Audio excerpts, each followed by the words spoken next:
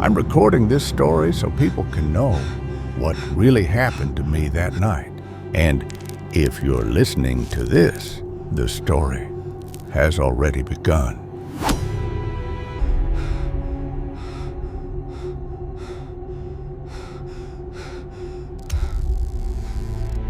I want you to stay with me while I tell this.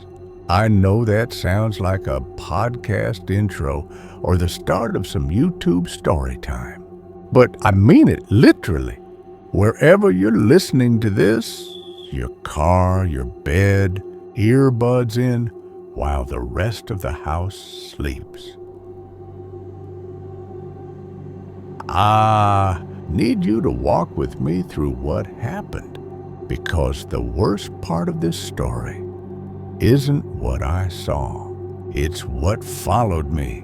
My name is Daniel Harper. I was born in Ohio, raised in Indiana, and at the time this happened, I was living out of my car and a half-dead dream. I was trying to build a following, audio stories, late-night uploads, real experiences told raw. No background music, no cheap jump scares, just a voice and the truth. At least, that was the plan. The idea was simple.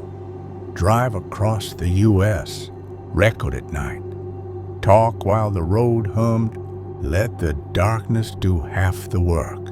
People like authenticity.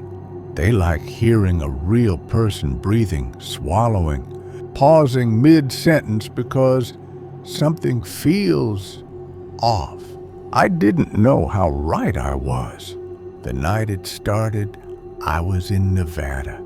If you've never driven Highway 50 after midnight, let me paint it for you. The road is straight for so long that your eyes start lying to you. Mountains look closer than they are.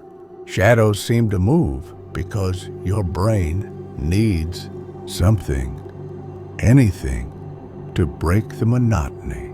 I had my phone mounted on the dash, audio recording on, red dot glowing. I was talking to whoever might be listening later.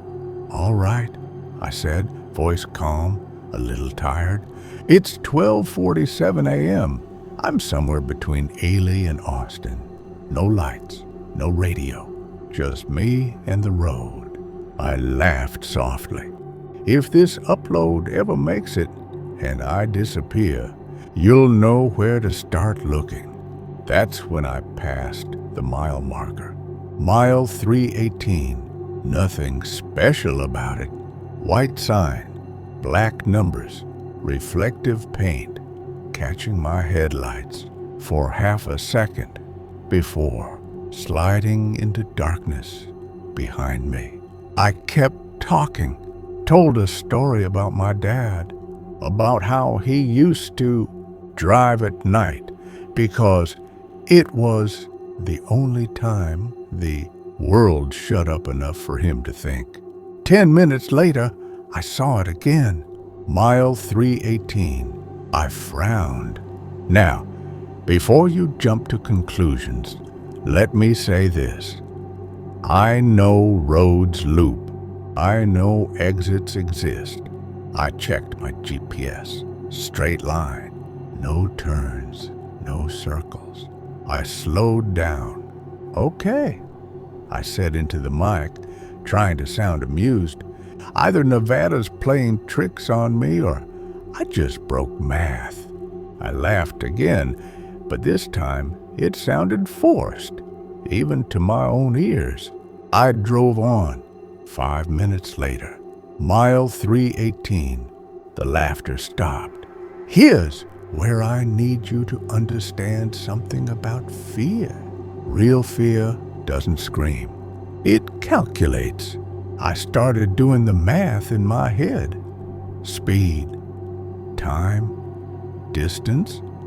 I rolled down my window. The air was cold, sharp, real. I slapped my own cheek. All right, I said. If this is a prank, I don't get the joke. I passed the sign. Again. This time, something was different. Under the numbers, scratched into the metal like it had been done with a nail or a knife, were 3 words. Still with me? I didn't stop the car. I didn't stop recording. I should have done both. I told myself it was vandalism. Some bored kid. Some desert weirdo with too much time. But here's the problem. The letters were fresh. Metal doesn't gleam like that unless it's been cut recently. And the question wasn't random. It was for me. For you. Okay, I said quietly, my voice lower now. I don't like that.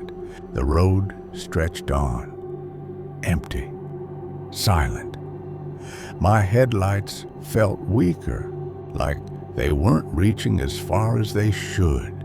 Then my GPS crackled, not recalculating, not static, a voice, my voice.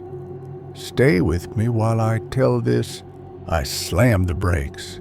The car skidded to a stop in the middle of the highway.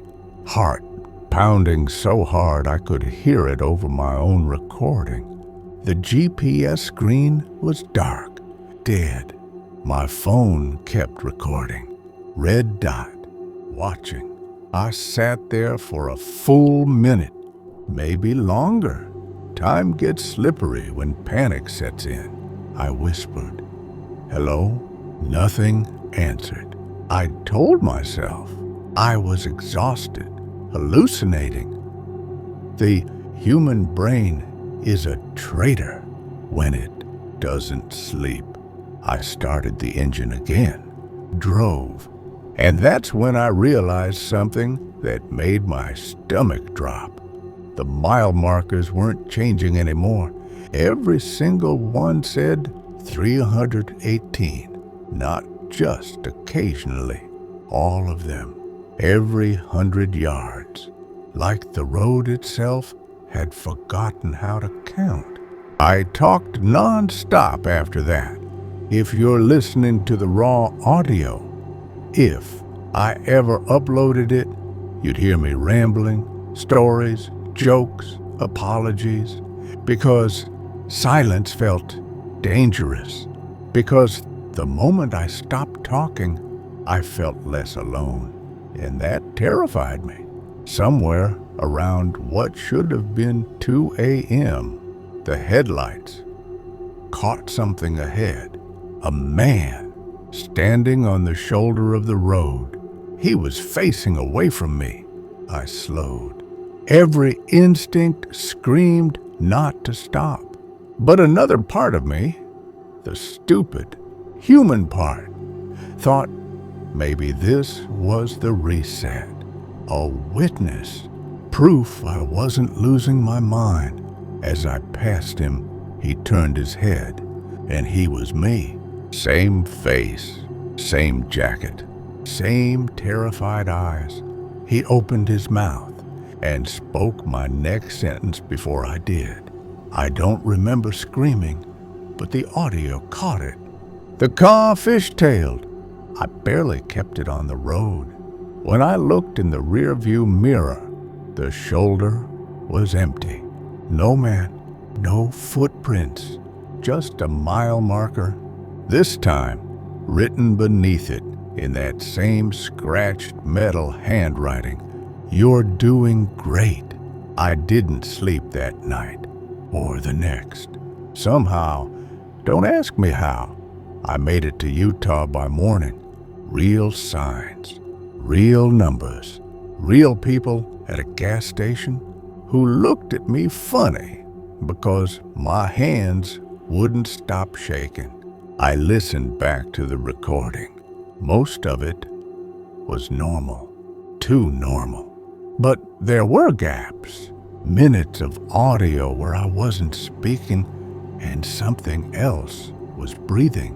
Close to the mic, patient, like it was waiting for me to finish the story. I wish I could tell you it ended there. I wish I could say I deleted everything, went home, got help, but you're listening to this for a reason. Because sometimes, late at night, when I'm recording again, because of course I am, I'll glance at my dashboard, and for just a second, the GPS will flicker and show a number with a message underneath. Still with me? So, I'll ask you the same thing. Because if you're still listening, it knows where to find you too.